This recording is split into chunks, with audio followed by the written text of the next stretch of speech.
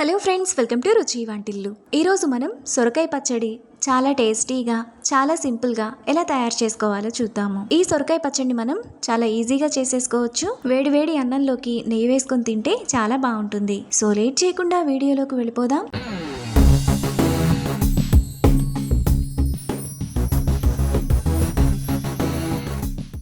ముందుగా సొరకాయ పచ్చడి చేసుకోవడానికి స్టవ్ మీద ప్యాన్ పెట్టుకొని అందులో 1 టేబుల్ స్పూన్ ఆయిల్ వేసుకోవాలి.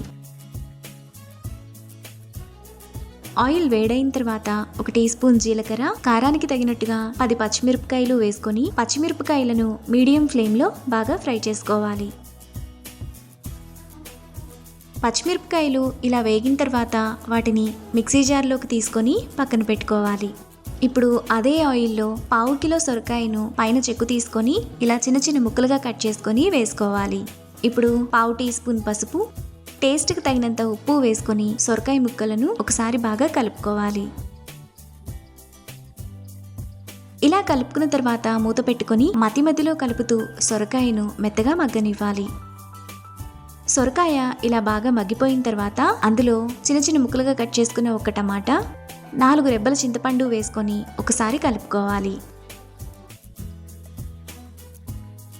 ఇలా కలుపుకున్న తర్వాత మూత పెట్టుకొని టమాటాను కూడా మెత్తగా మగ్గనివ్వాలి. 2-3 నిమిషాలు ఆగిన తర్వాత టమాటా కూడా ఈ విధంగా మెత్తగా మగ్గిపోతుంది. ఇప్పుడు 1/2 కట్ట కడిగిన కొత్తిమీర వేసుకొని 1 నిమిషం పాటు లో ఫ్లేమ్లో బాగా కలుపుకోవాలి. 1 నిమిషం తర్వాత కొత్తిమీర కూడా మగ్గిపోతుంది. ఇప్పుడు స్టవ్ ఆఫ్ చేసుకొని చల్లారనివ్వాలి. తరువాత మిక్సీ జార్లోకి 6 వెల్లుల్లి రెబ్బలు వేసుకొని కొంచెం బరకగా మిక్సీ వేసుకోవాలి. ఇలా వేసుకున్న తర్వాత అందులో ముందుగా పక్కన పెట్టుకున్న సొరకాయను వేసుకోవాలి. ఇప్పుడు మిక్సీ జార్ మూత పెట్టుకొని పచ్చడిని కొంచెం బరకగా మిక్సీ వేసుకోవాలి. సొరకాయ పచ్చడిని ఇక్కడ చూపిస్తున్నట్టు ఈ విధంగా మిక్సీ వేసుకొని పక్కన పెట్టుకోవాలి. ఈ సొరకాయ పచ్చడి అన్నంలోకే కాకుండా ఇడ్లీ, దోశల్లో కూడా చాలా బాగుంటుంది. ఇప్పుడు స్టవ్ మీద గిన్నె పెట్టుకొని అందులో 1 టేబుల్ స్పూన్ ఆయిల్ వేసుకోవాలి.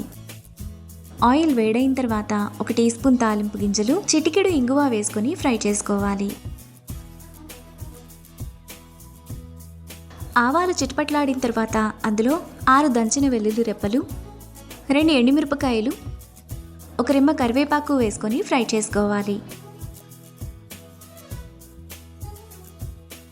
తాలింపంతా వేగిన తర్వాత ముందుగా పక్కన పెట్టుకున్న పచ్చడిని వేసుకోవాలి.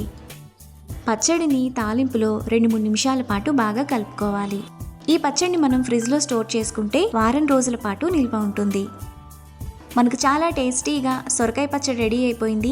ఇప్పుడు ఈ పచ్చడిని బౌల్లోకి తీసుకొని వేడి వేడి అన్నంలో నెయ్యి వేసుకొని సర్వ్ చేసుకుంటే ఎంతో టేస్టీగా, సింపుల్గా చేసుకునే సొరకాయ పచ్చడి రెడీ. ఈ రెసిపీని మీరు కూడా ట్రై చేసి మీకు టేస్ట్ ఎలా కుదిరిందో నాకు కామెంట్స్లో షేర్ చేయండి. ఈ వీడియో కనుక మీకు నచ్చినట్లయితే లైక్ చేసి, షేర్ చేసి, సబ్స్క్రైబ్ చేయండి.